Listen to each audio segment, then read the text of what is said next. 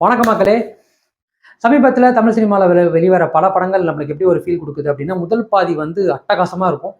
அது வேற மாதிரி ஒரு ஃபீல் கொடுத்து இன்ட்ரோலெல்லாம் நம்ம வைப் பண்ண வச்சு, இரண்டாம் பாதிக்குள்ள உள்ள போனதுக்கப்புறம் சம்பந்தமே இல்லாமல் நிறைய குறைகள் நிறைகளோட அது நல்லா இருக்க நல்லா இல்லைன்ற ஒரு மாதிரி ஒரு மன போராட்டத்துக்கு நம்ம கிட்ட விட்டுட்டு படத்தை முடிச்சிருவாங்க.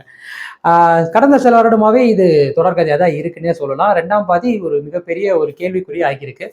நான் இன்னைக்கு பார்த்த படமும் அதே மாதிரி தான் எனக்கு ஒரு மன ஓட்டத்தை கொடுத்துச்சுன்னு சொல்லலாம். நம்ம கதை நாயகன் சூரி நடிச்சு, சசிகுமார், உன்னிமுகுந்தன், சமுத்திரக்கனி மற்றும் பலர் நடிச்சு வெளிவந்திருக்கிற நம்ம கருடன் படம் தான். இந்த படத்தோட கதையை வந்து வெற்றிமாறன், அதுக்கு இயக்குனது வந்து துரை செந்தில்குமார், இசை நம்ம யுவன் சங்கர் ராஜா.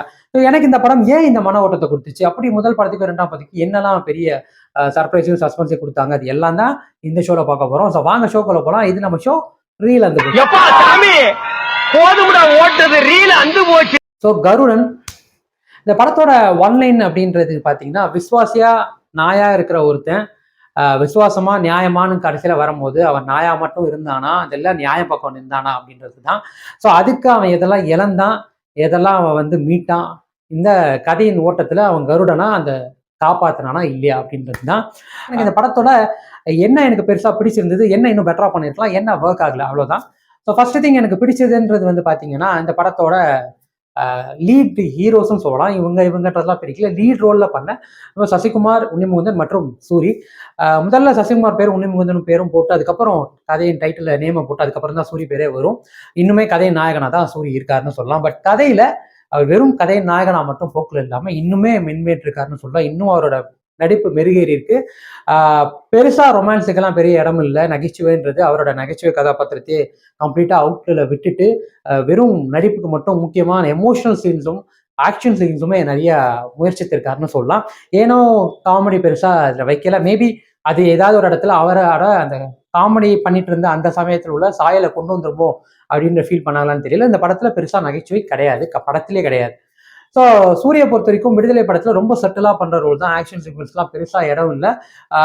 ஒரு போலீஸ்காரரா அவரோட வேலையை செய்யற ஒரு ரோல் தான், ஒரு கதாபாத்திரம் தான். பட் இந்த படத்துல ஒரு விசுவாசியா உண்மையிலேயே வந்து அவரே தன்னை நாயின்னு சொல்லிக்கிற அளவுக்கு ஒரு நன்றி உள்ள ஒரு விசுவாசியா ஆனா ஒரு கதாபாத்திரம். அது ஆரம்ப காட்சியில இருந்து சும்மா சொல்லக்கூடாது. இந்த சூரிய கதாபாத்திரத்துக்கு சின்ன வயசா ஒரு பையன் வந்திருப்பான், 2-3 சீன் தான் வந்திருப்பான். அவனுமே அருமையா நடிச்சிருப்பான்.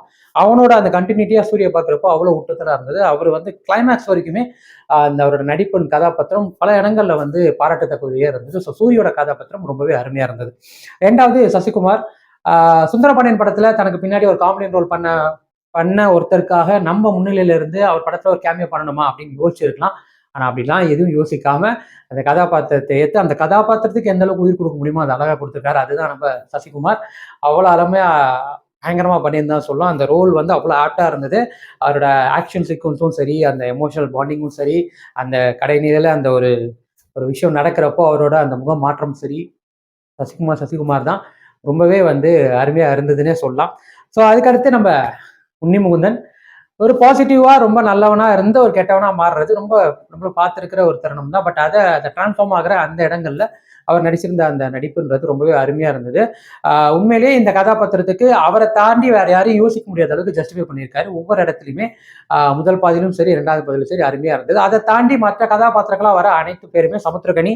இந்த படம் வந்து அவரோட பார்வையில இருந்து தான் படம் ஆரம்பிக்கும். ஒரு போலீஸ்காரரா ரொம்ப கம்ப்ளீட்டா அவர் வரமாட்டார். பட் அங்கிருந்து வர இடங்களுமே சமுத்திரக்கனி அருமையா பண்ணியிருக்காரு சொல்லலாம். மற்ற கதாபாத்திரங்களுமே இந்த படத்தோட ஹீரோயின் ரேவதி சர்மா, சிவாடா மற்றும் ரோஷினி இவங்க எல்லாமே வந்து ரொம்ப ஸ்ட்ராங் பில்ட் கொடுத்துருக்காங்க. வடிவகரிசியுமே அந்த கேரக்டருக்கு ஏற்ற மாதிரி இருக்காங்க. ஸோ கேஸ்டிங் ரொம்பவே அருமையா இருந்தது.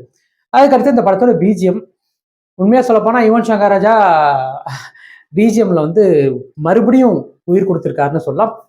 ரொம்ப நாள் ஆச்சு அவரோட இந்த பிஜிஎம் வந்து இவ்வளவு தூரத்துக்கு ஆப்டா இருந்தது. ஒரு படத்துக்கு என்ன தேவையோ, அந்த சீனுக்கு என்ன தேவையோ, அந்த சீனை பார்க்குறப்போ நம்மளுக்கு எந்த மாதிரி கூஸ்பம்ஸ் வரணுமோ அதை ரொம்பவே அருமையா ப்ளே பண்ணியிருக்காரு.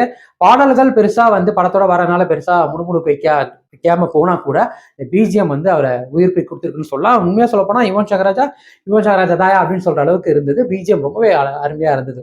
அதுக்கடுத்து பார்த்தீங்கன்னா இந்த படத்தோட ஆக்ஷன் சீக்வன்ஸ், இது ஒரு ஆக்ஷன் த்ரில்லர் படம். ஸோ சண்டை காட்சிகள் ரொம்பவே முக்கியம். அது சசிகுமார் போடுறதா இருக்கட்டும், உன்னிமுகுந்தன் இருக்கட்டும், இல்லை சூரிதா இருக்கட்டும், அவங்கவுங்களோட பாடி லாங்குவேஜுக்கு ஏற்ற மாதிரி அந்த கேரக்டருக்கு ஏற்ற மாதிரி கொடுத்துருக்காங்க. ஃபார் எக்ஸாம்பிள் சசிகுமார் வந்து ஒரு சண்டே ரோல் மாதிரி தான். ஸோ அவர் அடிக்கிற அடி ஒன்று ஒன்றும் அப்படி ஒரு இடி மாதிரி விழுகும். அதே சூரிய வந்து பார்த்தீங்கன்னா நார்மலாக அடிப்பார். அதே கோவத்தில் அடிக்கிறப்போ ஒவ்வொரு அடியுமே வந்து சசிகுமார் அடியும் மேலே தாண்டி போய் இவரோட அடி விழுகும். அதையுமே ரொம்பவே அழகாக பண்ணியிருப்பாங்க. ஸோ ஆக்ஷன் சீக்வன்ஸுமே ரொம்பவே அருமையாக இருந்தது. ரத்தமும் சதையுமா அந்த படத்தோட ஒன்றி இருக்குன்னு சொல்லலாம்.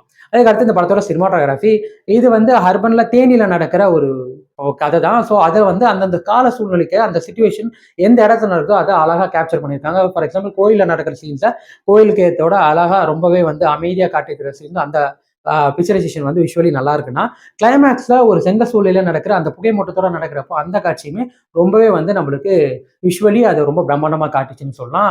அதோட ஆக்ஷன் சீக்வன்ஸோட அந்த விஷுவலி பார்க்குறப்போ ரொம்பவே அழகுமையா இருந்தது. சினிமாட்டோகிராஃபியுமே நல்லா இருந்தது. கடைசியா இந்த படத்தோட ஸ்கிரீன் பிளே, இந்த படத்தோட கதைன்னு பார்த்தீங்கன்னா ரொம்ப புதுசா சொல்றாங்களா அப்படிலாம் கிடையாது. ரொம்பவே பழைய கதை தான். பட் அதை ஸ்கிரீன் பிளேல இவ்வளவு தூரத்துக்கு வேகமா மக்கள் ரசிக்கிற அளவுக்கு எந்தெந்த இடத்துலலாம் ட்விஸ்ட் வச்சு கொடுக்கணுமோ அதை கொடுத்துருக்காருன்னு சொல்லலாம். அந்த படத்துல என்ன பெட்டரா பண்ணிருக்கலாம் அப்படின்னும் போது, அதாவது இந்த படத்துல ஹீரோயினே வைக்காம இருந்திருக்கலாம். பட் அப்படி வச்சு அதுக்கு ஒரு பாட்டு வச்சு ஒரு காதல்னு வரும்போது அதே ஒரு கம்ப்ளீஷனையாவது கொடுத்துருக்கலாம். அவங்களுக்கு ஒரு சில காட்சிகள் அதையும் வச்சிருக்கலாம். பட் அதையுமே பெருசா வைக்காம அதையுமே வைக்கணுமே ஒரு சில இடத்துல வச்சதும் தவிர்த்திருக்கலாம். இல்ல வச்சதை இன்னும் கொஞ்சம் பெட்டரா பண்ணியிருக்கலாம். இந்த மாதிரி ஒரு கதைக்களத்தை நம்ம ஏற்கனவே நிறைய இடத்துல பார்த்துருக்கோம். பட் ஸ்டில் இதை வந்து அவங்க எவ்வளவு தூரத்துக்கு திரைக்கதையில ஸ்ட்ராங்கா கொண்டு வர முடியும் கொண்டு வந்திருக்காங்க. அதுலயும் வந்து முதல் பாதி வந்து ரொம்பவே வந்து விறுவிறுப்பா கொண்டு போயிட்டு, இரண்டாம் பாதி அப்படியே தொப்புன்னு விழுந்த மாதிரி இருந்தது. நான் ஆரம்பத்தில் சொன்னேன், புதுசா ஏதாவது ஒரு இடத்துல நம்ம செகண்ட் ஹாஃப் வந்து எதிர்பார்க்கிறப்போ ஃபர்ஸ்ட் ஹாஃப் கொடுத்த அந்த விறுவிறுப்பு, அந்த எனர்ஜி செகண்ட் ஹாஃப் கம்ப்ளீட்டா ட்ரெயின் அவுட் ஆகிற அளவுக்கு நம்ம கிட்ட இருந்து மொத்த எனர்ஜியுமே புரியுற மாதிரி எனக்கு ஒரு ஃபீல். ஸோ ஓவராலா கருடன் வந்து ஒரு ஆக்ஷன் த்ரில்லர் படம் பார்க்கணும்னு நினைக்கிறவங்களுக்கு இந்த படம் வந்து, அதுவும் ஒரு கிராமத்து கதை களத்துல நடக்கிற ஒரு ஆக்ஷன் படம் பார்க்கணும்னு நினைக்கிறவங்களுக்கு இந்த படம் நல்லாவே ஃபுல்ஃபில்லிங்கா இருக்கும். அதுவும் எமோஷனல் கனெக்ட்லாம் இருக்கிறப்போ நல்லாவே ஒட்டுதலா இருக்கும். பட் ரத்தம் சதையமா தான் இருக்கு. நகைச்சுவை பெருசா இல்லை. பாடல்களுமே வந்துட்டு படத்தோட வரனால பெருசா இருக்காது. ஸோ ஃபேமிலியா போறீங்க அப்படின்னா ஒரு வாட்டிக்கு 2 வாட்டி யோசிச்சுக்கலாம். ஸோ ஓவராலா இந்த படம் எனக்கு எந்த அளவுக்கு எக்ஸைட் பண்ணிச்சு அப்படின்னு பார்த்தீங்கன்னா 100க்கு வந்து நான் 70 கொடுப்பேன். இந்த வீக்கெண்டுக்கு ஒரு ஆக்ஷன் படம் பார்க்கணும்னு நினைக்கிறவங்களுக்கு இந்த படம் கண்டிப்பா மனசுக்கு திருப்தி கொடுக்கும். ஸோ அவ்வளோதான் மக்களை, மீண்டும் அடுத்த வாரம் வேற ஒரு திரைப்படம், வேற ஒரு விமர்சனம், வேற ஒரு முன்னோட்டத்தோட வந்து சந்திக்கிறேன். அண்டில் தென் பை ஃப்ரம் உங்க விஜய் கிராதகன். மறக்காம சேனல் சப்ஸ்கிரைப் பண்ணுங்க. உங்களுக்கு இந்த வீடியோ பிடிச்சிருந்தா லைக் பண்ணுங்க, உங்க ஃப்ரெண்ட்ஸுக்கு ஷேர் பண்ணுங்க. இன்னும் என்ன பெட்டரா பண்ணலான்றத கமெண்ட் செக்ஷன்ல சொல்லுங்க.